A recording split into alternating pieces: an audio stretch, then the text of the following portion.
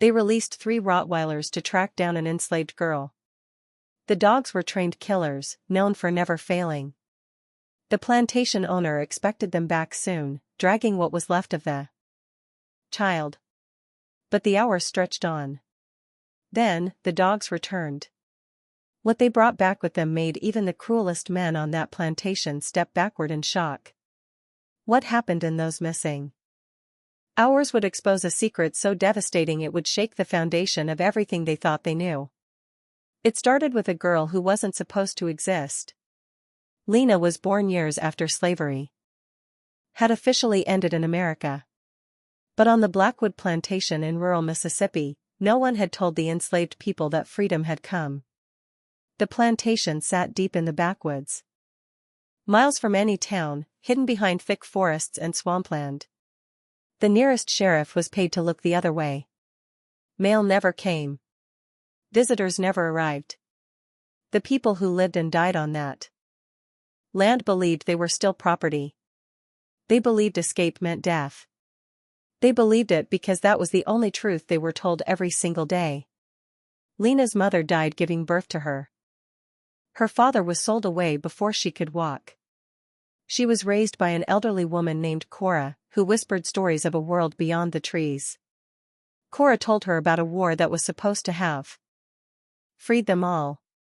But Cora also warned her never to speak those words aloud, because Silas Blackwood, the plantation owner, had killed people for less. Lena worked in the main house. She scrubbed floors, carried water, and served meals while being told she was lucky to eat scraps. She learned to make herself invisible. But inside, something burned. A question Cora had planted years before: if we are free, why are we still here? One night, Lena made a choice that would change everything. She ran. She slipped out after midnight, taking nothing: no food, no blanket, no shoes. She wore only the thin cotton dress she worked in. The moon was a mere sliver, and the darkness was so profound she could not see her own hands in front of her face. But she ran anyway. She ran because staying meant dying slowly, and running meant maybe dying fast, but at least it was a choice. She headed east. Cora had once told her that east led to the river, and the river led to towns where black people lived free. Cora said it was a journey of days on foot if you knew the way.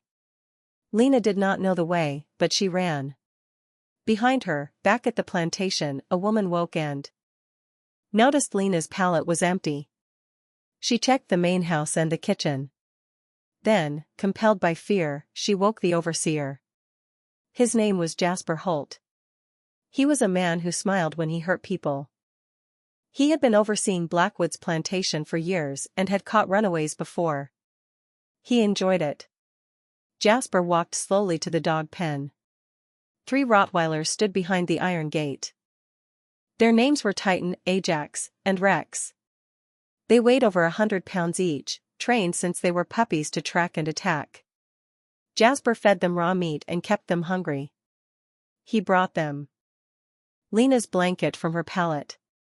The dogs sniffed it, their eyes locking onto the scent. Jasper opened the gate. "Find her," he said. The dogs bolted into the night. Lena heard them. She was a distance into the woods when the barking started. It was distant at first, then closer, then so close she could hear their paws hammering the earth. She ran faster. Branches tore at her face and arms. Thorns ripped her feet. She could not see where she was going, tripping over roots and rocks, but she kept getting up. The barking grew louder. She came to a creek. The water was cold. And fast. Cora had told her water could hide your scent. Lena jumped in. The current pulled her downstream. She grabbed a rock and held on. The water soaked her dress, making it heavy. She stayed there, chest deep, shivering, and listening. The barking stopped. For a moment, there was only the sound of the creek and her own heartbeat pounding in her ears. She waited, not moving. Then she heard it, sniffing. The dogs were at the edge of the creek upstream. They paced back and forth, trying to pick up the scent again. Lena slipped deeper into the water, letting the current carry her farther downstream.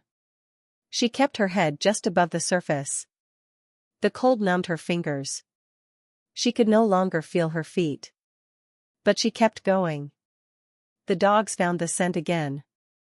They splashed into the creek, coming downstream. Lena pulled herself out onto the opposite bank and ran again. Her dress clung to her body. Every step felt like dragging stones. Her legs cramped and her lungs burned, but she did not stop. She ran for what felt like an age. Time disappeared. There was only the running and the sound of the dogs getting closer again. She was lost. The trees all looked the same, and the darkness swallowed everything. Then she saw it. A cabin. It sat in a small clearing, half collapsed and covered in vines. The roof was caved in on one side, and the door hung off its hinges. It looked abandoned. Lena did not care. She ran inside and pulled the broken door shut behind her. She pressed her back against the wall and slid down to the floor. Her chest heaved, and her whole body shook. The barking was close now. Lena looked around the cabin. There was nothing inside, no furniture, no tools, just dirt, rotting wood, and shadows. She crawled into the corner farthest from the door and curled into a ball. She closed her eyes and prayed for the first time in years. She did not know if God listened to girls like her. But she prayed anyway. The barking stopped again. She heard the dogs outside, their claws scraping against the wooden walls. She heard them sniffing at the gaps in the door. She held her breath. Then one of them barked, a sharp, vicious sound. They had found her. The door exploded inward. Titan came through first, his teeth bared and eyes wild. Ajax and Rex followed right behind him. They filled the small cabin with snarling and snapping. Lena screamed. She pressed herself into the corner. There was nowhere to go. Titan lunged. Then something happened.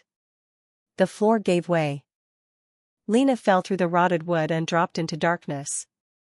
She hit the ground hard, the air knocked from her lungs. She gasped, coughed, and tried to understand where she was. Above her. She could hear the dogs barking and clawing at the hole she had fallen through, but they did not follow.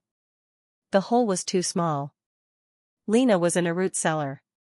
It was pitch black. She could not see anything. She felt around with her hands. The walls were dirt. The floor was dirt. It smelled of mold and decay. But it was deep. The dogs could not reach her. She sat there in the dark, shaking, listening to the dogs rage above her. A long time passed. The dogs did not leave. They stayed at the edge of the hole, barking and growling. Lena's body ached. Her feet were bleeding. Her dress was still wet and cold. She wrapped her arms around herself and waited. She did not know what else to do. Then the barking changed. It grew quieter, uncertain. The dogs were sniffing at something. Lena heard them move away from the hole, their claws scraping on the cabin floor. They were distracted. She waited. The barking stopped completely. Silence. Lena did not move. She did not trust it. She stayed in the cellar, breathing as quietly as she could. More time passed. She could no longer tell. Then she heard a voice. Child. It was a woman's voice, old and rough. Coming from above. Child, you down there? Lena did not answer. She did not know if it was a trick. I ain't gonna hurt you. Them dogs is gone. You can come up now. Lena's throat was too dry to speak. She swallowed hard. Who are you? She whispered. Someone who ain't supposed to be here neither. Come on up. I got water. Lena hesitated. Then she reached up, found a piece of wood sticking out from the wall, and used it to pull herself up. She climbed slowly and carefully until she could see through the hole. A face looked down at her. An old black woman with silver hair and deep lines around her eyes. She reached down and helped pull Lena out of the cellar. Lena stood on shaking legs. She looked around the cabin. The dogs were gone. The woman stood before her, holding a tin cup. "Drink," the woman said. Lena took the cup and drank. The water was warm, but it was the best thing she had ever tasted. She drank until the cup was empty. "Where did the dogs go?" Lena asked. The woman smiled. It was not a happy smile, but one that was sad and knowing. "I sent them away," she said. "How?" "Same way I've been sending away everything that comes looking for me. I know things. Things that scare dogs. Things that scare men, too." Lena stared at her. "Who are you?" "My name is Hester. I've been living in these woods for many years. I was enslaved once. A long time ago. I ran. They sent dogs after me, too. But I learned how to survive. I learned how to hide. And I learned how to fight back in ways they don't understand." Lena's legs gave out. She sat down hard on the floor. "Are they coming back?" she asked. "The dogs?" "No. I put something in the air they don't like. Old root magic. My grandmother taught me. But the men, they gonna come eventually. They always do." "What do I do?" Hester knelt down in front of her. She put a hand on Lena's shoulder. "You rest. Then you keep running.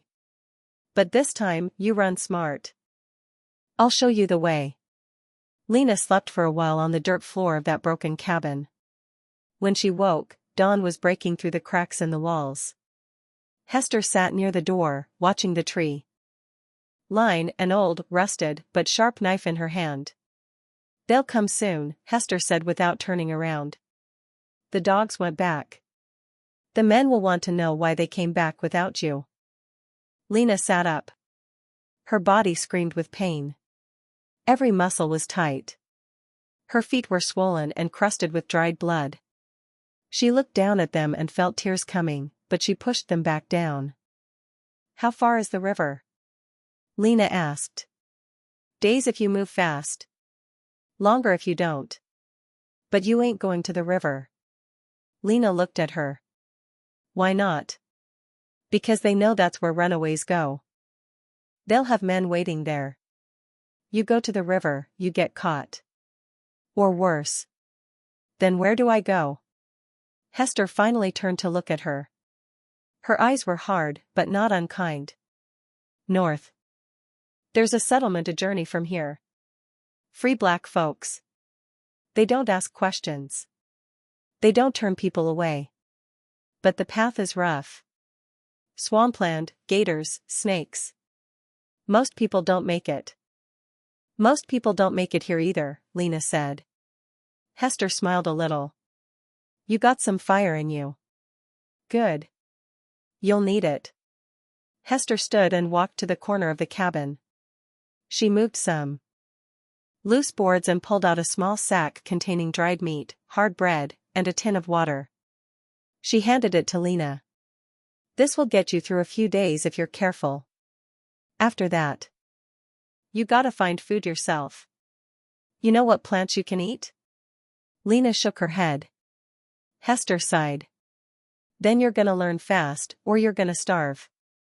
She knelt and started wrapping Lena's feet with strips of cloth torn from an old blanket.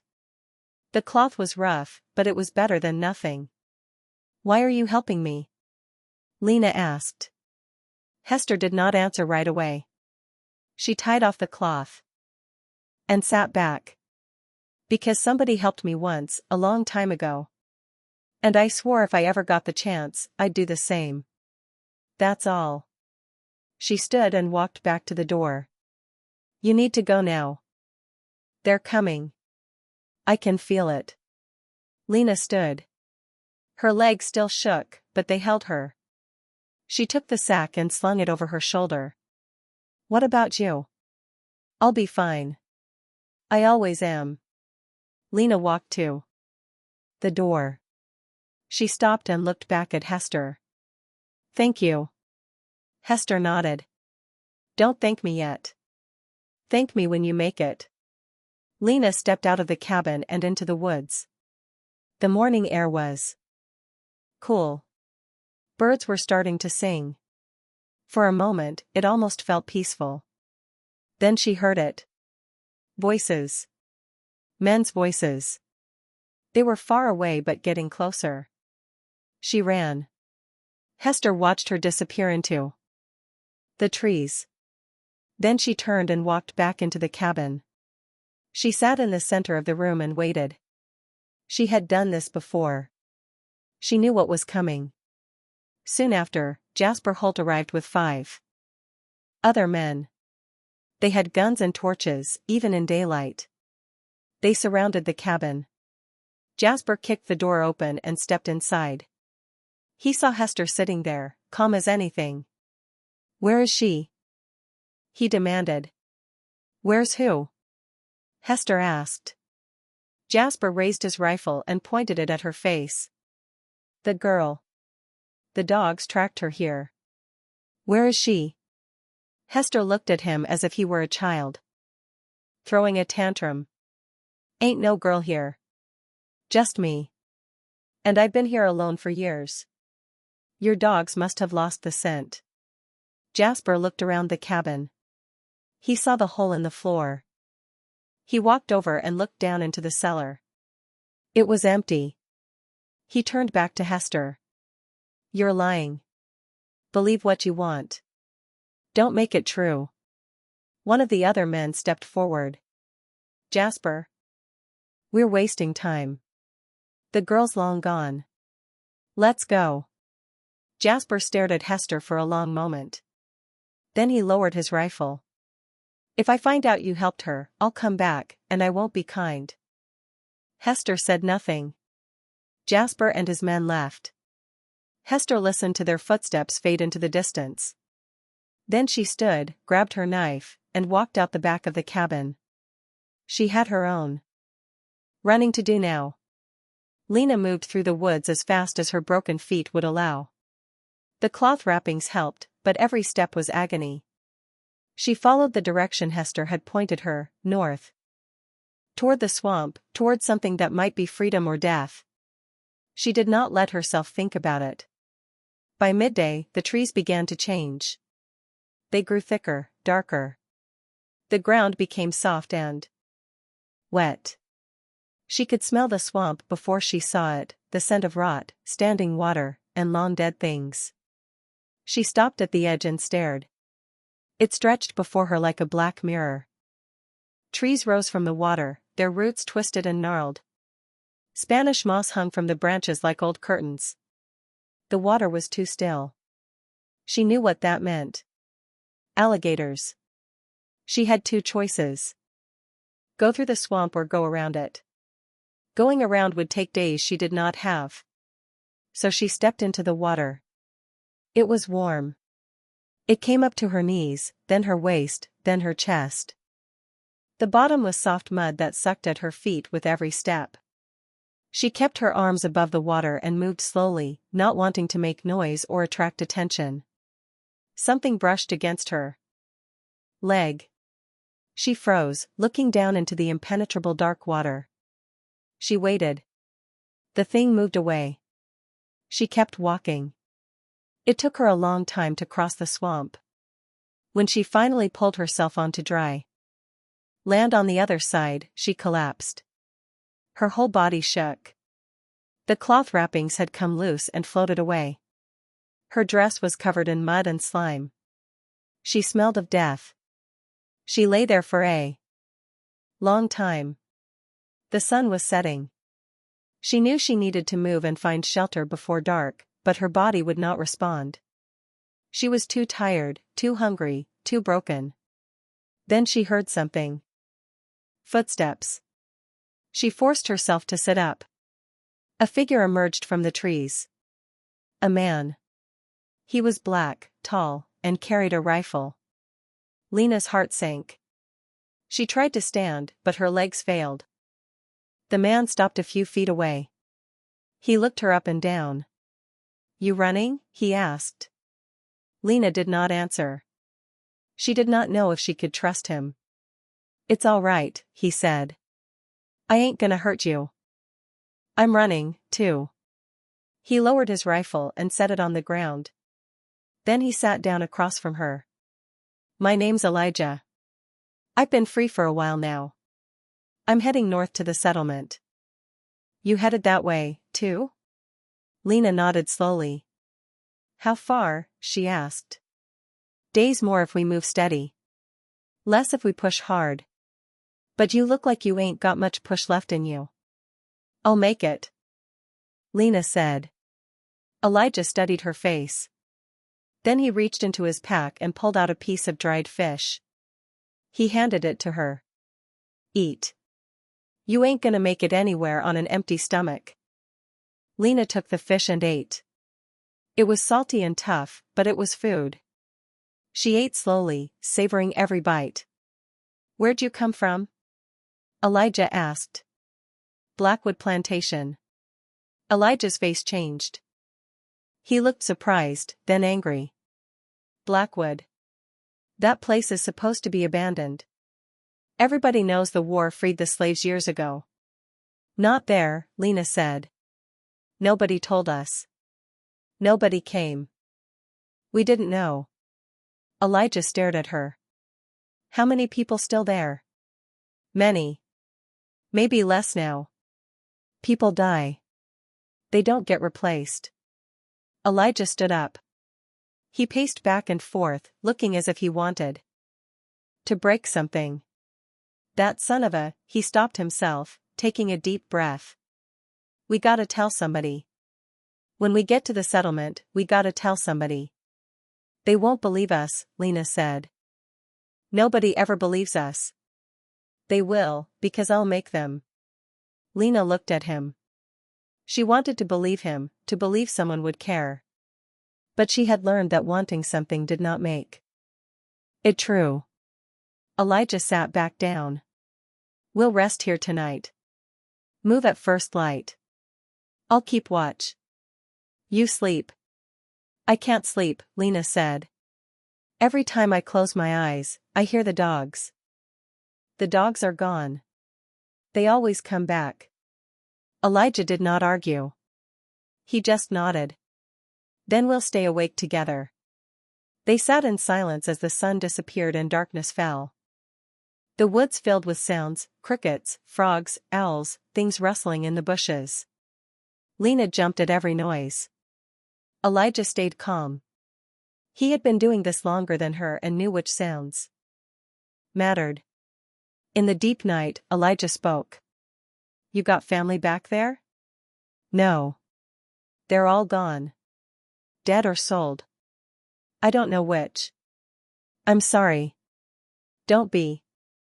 I'm out now. That's all that matters." Elijah looked at her. "You're strong. Stronger than most people I've met. You're gonna make it." "You don't know that." "Yeah, I do." Lena did not respond. She pulled her knees to her chest and stared into the darkness. Somewhere out there, Jasper and his men were looking for her. Somewhere, the dogs were resting, waiting to be sent out again. Somewhere, people were still living in chains, believing that was all there was. She thought about Cora. She wondered if Cora knew she had run, if she was proud or terrified, or both. She wondered if she would ever see her again. She did not let herself cry. Crying did not help.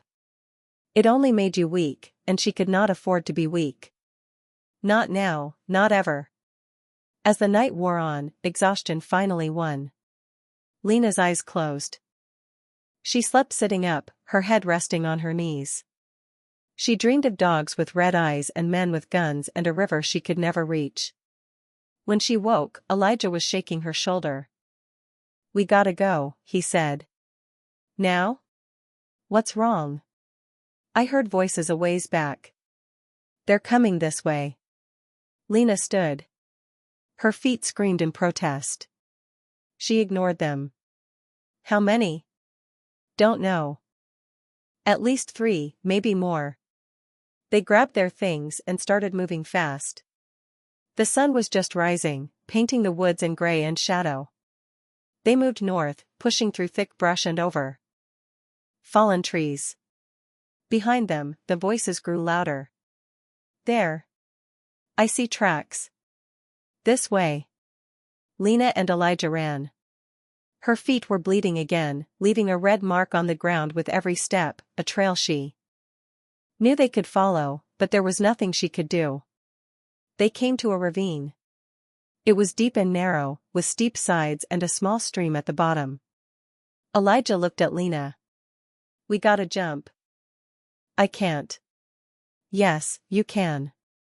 On 3. 1. 2. 3. They jumped. Lena hit the ground hard and rolled. Pain shot through her ankle. She bit down on her tongue to keep from screaming. Elijah landed beside her and immediately pulled her to her feet. Keep moving. They stumbled along the ravine's bottom, splashing through the stream. The cold water felt good on her burning feet. They moved as fast as they could, but Lena was slowing down. Her ankle was swelling, and she limped badly. Behind them, the men reached the edge of the ravine. They went down there. Go around. Cut them off. Elijah cursed under his breath. He looked at Lena. Can you climb? She looked at the steep walls. I don't know. Try. They found a spot where the wall was less steep. Elijah climbed up first, then reached down to pull Lena up. She grabbed his hand and tried to climb, but her feet slipped on the wet rocks. She fell back down. She tried again, making it halfway. Before her ankle gave out. She fell again. The voices were closer. I can't, Lena said. Go without me. No. You have to. Tell them about Blackwood. Tell them what's happening. Make them listen. Elijah climbed back down into the ravine. He grabbed Lena by the shoulders. I ain't leaving you. We both make it, or neither of us does. Now get up. Lena looked into his eyes. She saw something there she had not seen in a long time: determination, hope, belief. She got up. Elijah helped her climb. It was slow and painful, but they made it to the top. They pulled themselves over the edge and kept running. The voices behind them were close now, so close she could hear individual words. I see them. Don't let them get away. A gunshot rang out. The bullet hit a tree next to Lena's head. Exploding bark. She ducked and kept running. Another shot went wide. They were firing blind, shooting at movement through the trees. Then they broke through the tree line. Before them was a clearing. And in the clearing were houses, real houses with smoke rising from chimneys. People were outside, working in gardens and hanging laundry. They stopped and stared. Lena and Elijah stumbled into the clearing. Behind them, the men burst from the trees, 3 of them. They saw the settlement and stopped. One raised his rifle. Those 2 are runaways. They're our property. An old man stepped forward from the crowd. He was black, with white hair and a beard, walking with a cane, but his voice was strong. Ain't no property here. Just free people. And you're trespassing. We got a right to you got a right to leave. Right now. Before I get my rifle. More people stepped forward, men and women, some holding tools, some holding guns. They formed a line between the 3 men and the runaways. The 3 men looked at each other. They were outnumbered and knew it. This ain't over, one said. Yes, it is, the old man replied. The 3 men backed away. Slowly, then turned and disappeared into the woods. Lena's legs finally gave out. She fell to the ground. Elijah knelt beside her. The old man walked over and looked down at them. "Where y'all come from?"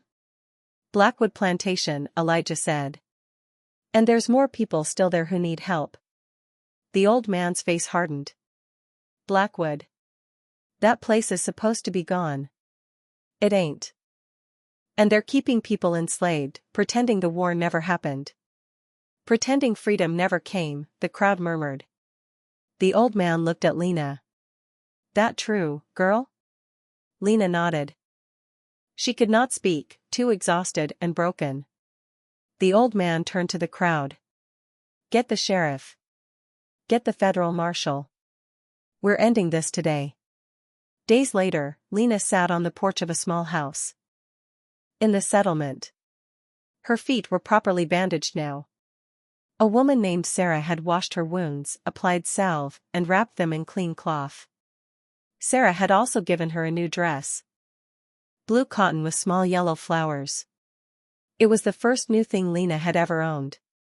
She watched the road, as she had since dawn. Elijah sat next to her, watching too. "They'll come," he said. "The marshal gave his word." "Words don't mean much," Lena replied. "These ones do. I made sure of it." The old man who had saved them was named Samuel. Born enslaved in Alabama, he had escaped north when he was young. After the war, he returned south to help build this settlement, which he named New Hope. Families lived here now. They farmed, built, and lived free. Samuel had sent word to the federal marshal, telling him about Blackwood Plantation and the people still enslaved there. The marshal had promised to investigate, but promises were easy. Action was hard. Lena did not let herself believe anything would change. She had learned not to hope too much. Hope hurt worse than anything when it was taken away. But then she saw them. A group of men on horses, at least 20. Coming down the road. The federal marshal rode in front, wearing a dark suit and a badge. Behind him were deputies and soldiers carrying rifles and official papers. Samuel walked out to meet them. Lena and Elijah followed. "You Samuel?" the marshal asked. "I am. I'm Marshal Crawford. Got your message. I'm here to investigate these claims about Blackwood Plantation." "Ain't claims," Samuel said. "It's truth. And I got 2 witnesses right here who can prove it." Marshal Crawford looked at Lena and Elijah. His eyes lingered on Lena, a child, thin and scarred, with eyes older than her years. "You're from Blackwood?" he asked her. "Yes, sir." "And you say people are still being held there as slaves?" "Yes, sir. Many of them. Maybe fewer now if they punished anyone for me running." The marshal's jaw tightened. He turned to his men. "Mount up. We ride now." "I'm coming with you," Elijah said. "Me, too," Lena added. The marshal looked at her. "Girl, you don't need to." "Yes, I do. Those people are my family. They need to see that somebody came back. They need to see that somebody cared." The marshal studied her for a moment, then nodded. "All right. But you stay behind us. This could get ugly." They gave Lena and Elijah horses. Lena had never ridden before, but she learned fast. The group rode south toward Blackwood Plantation. The journey took most of the day. As they neared, Lena's heart pounded. She did not know what they would find or if anyone was still alive. They reached the plantation as the sun began to set. The place was exactly as she remembered, the big white house on the hill, the small shacks behind it, the sprawling fields. Smoke rose from chimneys. People were still there. Marshal Crawford raised his hand. Everyone stopped. "Spread out. Surround the property. Nobody leaves until I say so." The men moved into position. The marshal rode up to the main house with deputies behind him. Lena and Elijah stayed back but close enough to see. Silas Blackwood stepped onto the porch. He was a large man with a red face and gray hair, holding a glass of whiskey. He looked at the marshal and smiled. "Can I help you, gentlemen? I'm Federal Marshal Crawford. I'm here to investigate reports of illegal enslavement on this property." Blackwood's smile did not falter. "I don't know what you're talking about. I run a farm here. My workers are paid employees." "Is that so? Then you won't mind if I speak with them." "Not at all. But you're wasting your time." The marshal dismounted and walked toward the shacks. Lena followed at a distance, her heart beating wildly. The people were gathering outside now, having heard the horses and seen the armed men. They stood in a silent, fearful group. Lena saw familiar faces. Cora was there, looking older and thinner but alive. Cora saw Lena, and her eyes went wide. The marshal stepped forward. "My name is Marshal Crawford. I'm a federal officer. I need to ask you all some questions. Are you being held here against your will?" No one spoke.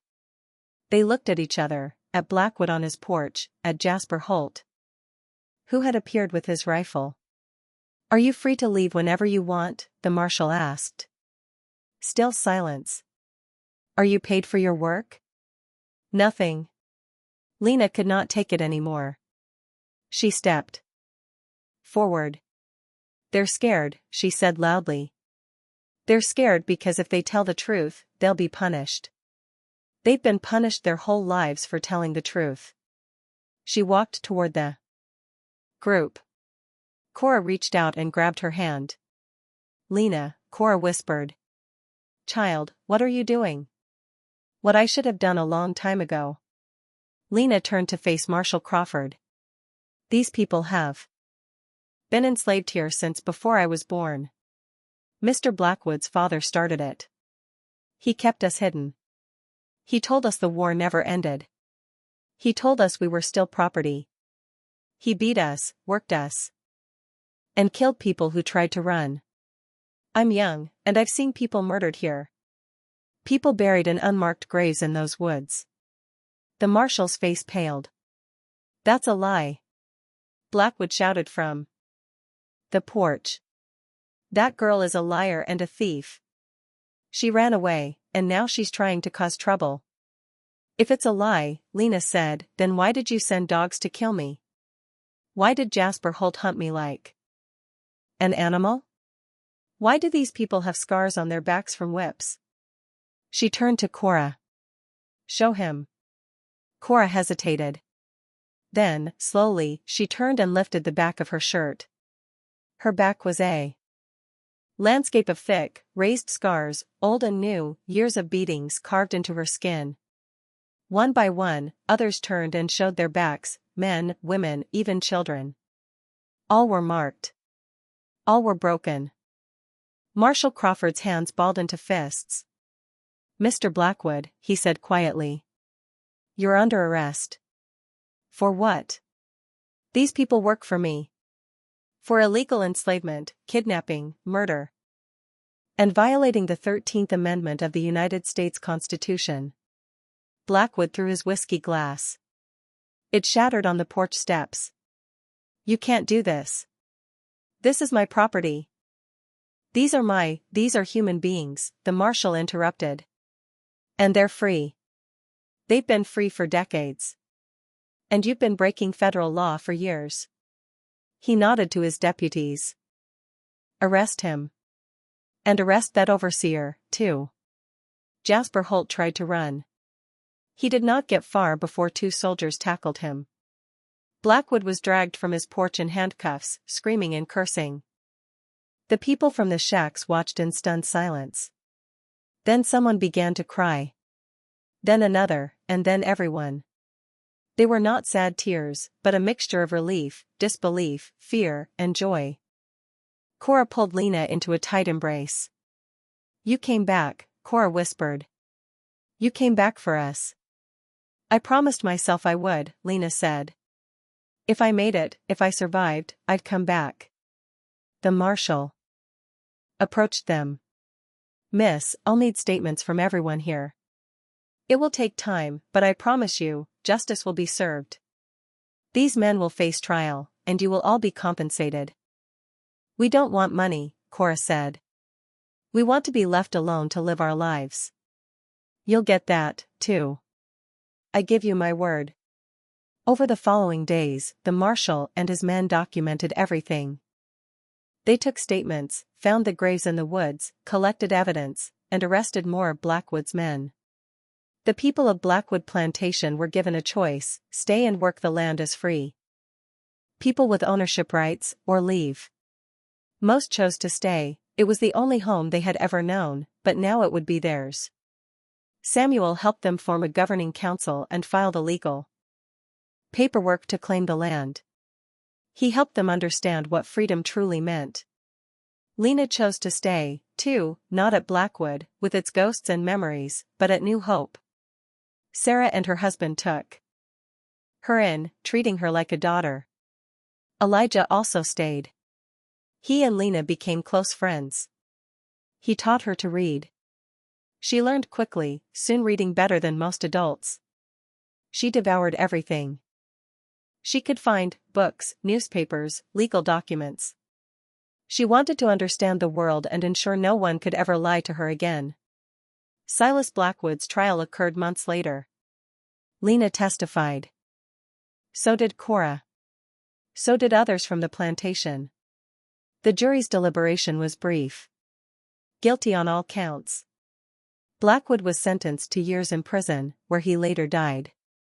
Jasper Holt received a lengthy sentence. He served time before being released and disappearing. No one knew where he went, and no one cared.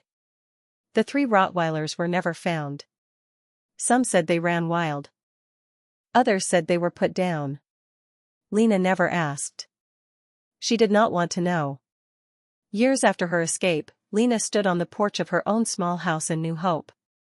She was older, taller, and stronger. The scars on her feet had faded but never disappeared. She wore them as reminders. Cora lived nearby, older but healthier, smiling more. She tended a small garden, saying it felt good to grow something for herself. Elijah had married a woman from the settlement, and they had a baby boy. He worked as a carpenter, building new houses as New Hope grew. Lena worked as a teacher. She taught children to read and write, their rights, and their history. She ensured they knew what had been done to their ancestors and what freedom cost. One evening, a young girl approached her. After class. "Miss Lena," the girl said. "Is it true you ran from dogs?" "It's true." "Were you scared?" Lena knelt to look the girl in the eyes. "I was terrified every second. But I ran anyway." "You want to know why?" The girl nodded. "Because being scared doesn't mean you can't be brave. Being scared just means you're still alive. And as long as you're alive, you can choose. You can choose to give up, or you can choose to keep going. I chose to keep going. And that's what made all the difference." The girl smiled and ran off to her friends. Lena watched her go. Thinking of that night years ago, the dogs, the darkness, the terror. She thought of the choice that changed everything. She thought of the people who were finally free because one young girl decided she would rather die running than live in chains. She thought of all those who ran and did not make it, who died believing freedom was a lie. And she made herself a promise, the same one she made every day, to remember them, to honor them, to ensure their suffering meant something, and to make sure it never happened again. The sun set over New Hope. Smoke rose from chimneys. Children played in the streets. People talked and laughed on their porches. It was not perfect. Nothing ever is. But it was theirs, and it was free. And that was everything. Freedom is not given. It is taken. It is fought for. It is earned with blood, pain, and sacrifice. But once you have it, once you truly understand its meaning, you can never go back. You can never unsee the truth or unknow your right to choose your own path. The greatest weapon against oppression is not violence. It is the refusal to accept the lie, to believe you are less than human, to accept that your chains are permanent. Lena was young when she learned this. She was small, weak, and afraid. But she possessed something her captors could never take, the knowledge that she deserved better and the courage to act on it. That courage saved lives, including her own, and proved a truth tyrants have always feared, that one person, armed with nothing but truth and determination, can shatter a system built on lies. Lena ran into darkness, not knowing if she would survive. But she ran toward light, toward freedom, toward hope. And she made it. Not because she was special, but because she refused to accept that she was not.